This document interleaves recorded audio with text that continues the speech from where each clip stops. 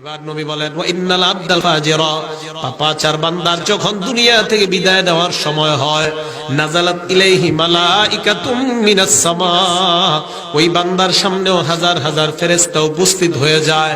এই জায়গাটা সবাই মন দিয়ে শুনেন।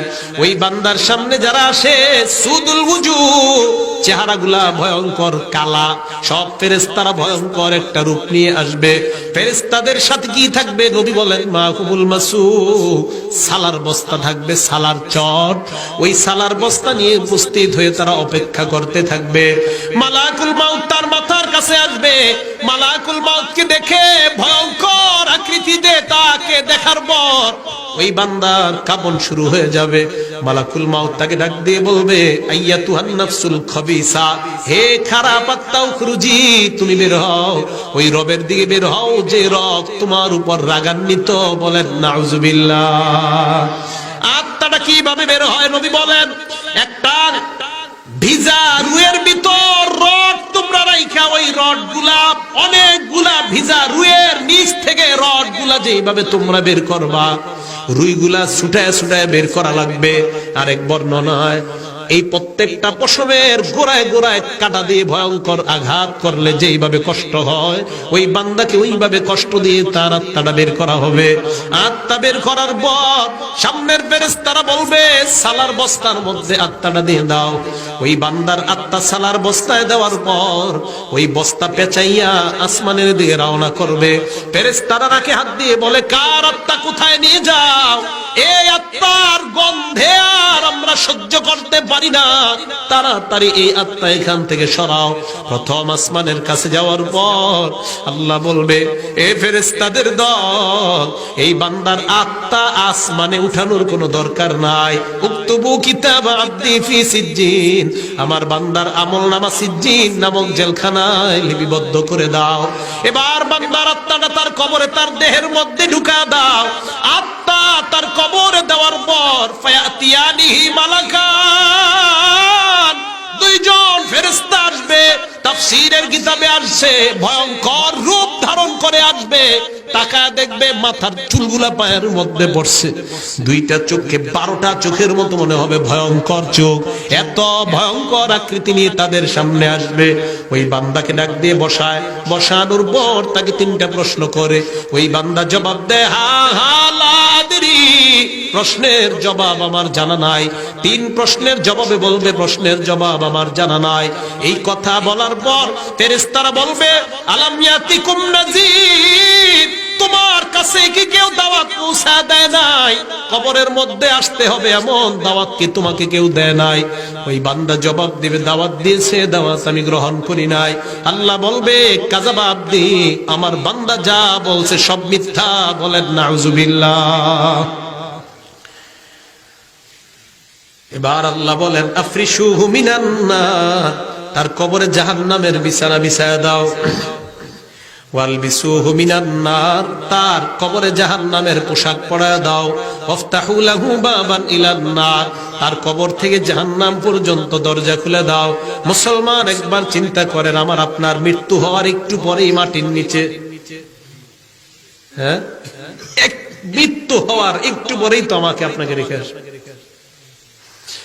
কবর থেকে জাহান্নামের দরজা খোলার পর ফায়াতিহা বিন শিদ্দিহা ওয়া হাদ্দিহা ওয়া সামুমিহা, কবরের গরম বাতাস, গরম ধোঁয়া, গরম অগ্নিশিখা যখন তার কবরে ঢুকবে, আল্লাহ বলেন লাহুম মিন জাহান্নামা মিহাদ ওয়া মিন ফাওকিহিম গাওয়াশ, বান্দা নিচে তাকায় দেখবে বিছানা, আগুনের বিছানা, উপরে তাকায় দেখবে আগুন আর আগুন, চারদিকে আগুন দেখা যায়।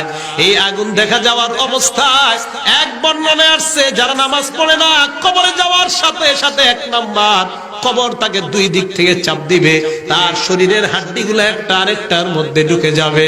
2 নাম্বার ওয়ায়ুকাদু আলাইহি ফিল কবরি নার, কবরের মধ্যে আগুন জ্বালায় দেওয়া হবে। 3 নাম্বার ওয়ায়ুসাল্লাতু আলাইহি ফিল কবরি সুবান, কবরের মধ্যে বিশাল বড় একটা সাপ দেওয়া হবে। সাপটা কত বড়? নবী বলেন আইনাহু মিনান নার, সাপের চোখ হবে আগুনের চোখ, সাপের আঙ্গুলের নখ থাকবে, নখগুলো হবে লোহার নখ। এক একটা নখ কত বড়, এক পাশ থেকে আরেক পাশে যাইতে একদিন সময় লাগবে। এবার চিন্তা করেন সাপটা কত বড়। ওই বান্দা তাকায় দেখবে বিশাল বড় একটা দেহের অধিকারী এক ব্যক্তি ডান্ডা নিয়ে দাঁড়ায় আছে, আঘাত করা শুরু করবে যখন, আল্লাহর নবী বলেন ইয়াসিহু সাইহাতান ইয়াসমাউহা কুল্লু শাইইন ইল্লা সাকালাইন, এত জোরে চিৎকার দিবে, চিৎকারের আওয়াজ দুনিয়ার জিন ইনসান সারা সবাই শুনতে পাবে। মুসলমান ভালো করে মনে রাখা দরকার। এই জন্য মুফতি সাহেবরা কয় গরুস্থানের আশেপাশে গরু ছাগল বাঁধা নিষেধ। কেন নিষেধ?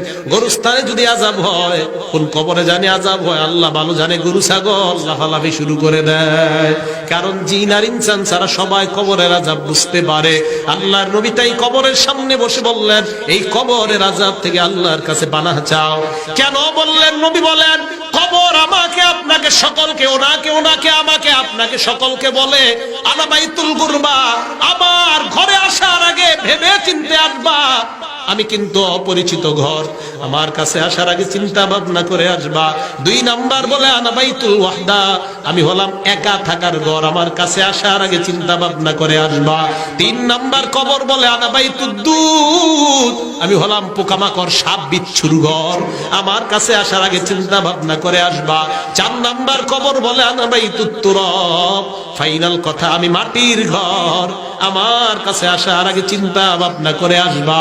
তাহলে কবরে যাওয়ার আগে নবীজি ভয়ঙ্কর বাণী শোনায়া দিলেন, জান্নাতে যাইবা আল্লাহকে পাইবা, এর আগে তোমাদের ঘাটি কবর থেকে বুলসিরাত পর্যন্ত এটা বাড়ি দেওয়ার চিন্তা করতে হবে। এই জন্য হযরত উসমান গনি রাদিয়াল্লাহু তাআলা আনহুর বর্ণনা, এই কবর থেকে যদি কেউ নাজাত পেয়ে যায় ফামা বাদাহু আইসার, পরের ঘাটিগুলো আল্লাহ তার জন্য সহজ করে দিবেন। ওয়া ইন লাম ইয়ানজু মিনহু ফামা বাদাহু আশা, কবর থেকে যদি কেউ মুক্তি না পায় তাহলে পরের ঘাটিগুলো তার জন্য বড় ভয়ঙ্কর হবে। এই ঘাটিগুলা পাড়ি দিয়ে আমাকে আপনাকে পুলসিরাতের পারে যেতে হবে। এর আগে যদি আমরা খাঁটি ঈমান নিয়ে কবরে যাইতে পারি, কবরে যাইতে যাইতে আমাদের জন্য 3টা সুসংবাদ থাকে, এর মধ্যে একটা তোমার কোনো ভয় নাই, 2 নাম্বার পুলসিরাত পর্যন্ত তোর কোনো চিন্তা নাই বান্দা, আমি আল্লাহ তোকে বিশেষ পদ্ধতিতে পার করে পুলসিরাত পর্যন্ত পৌঁছায় দিব। 3 নাম্বার ওয়াবশিরু বিল জান্নাহ, কবরে যাইতে যাইতে তুই জান্নাতের সুসংবাদ নিয়ে কবরের মধ্যে যাও। তাহলে কবরে যে পুলসিরাত পার হয়ে জান্নাতে গিয়ে আল্লাহরে দেখতে সবাই চাই কি চাই না? রাজি আছি না ইনশাআল্লাহ? সবাই রাজি আছি তো ইনশাআল্লাহ? আল্লাহ পাক রব্বুল আলামিন আমাদের সকলকে কবরের সামানা নিয়ে যেন আমরা কবরে যাইতে পারি আল্লাহ তৌফিক দান করেন।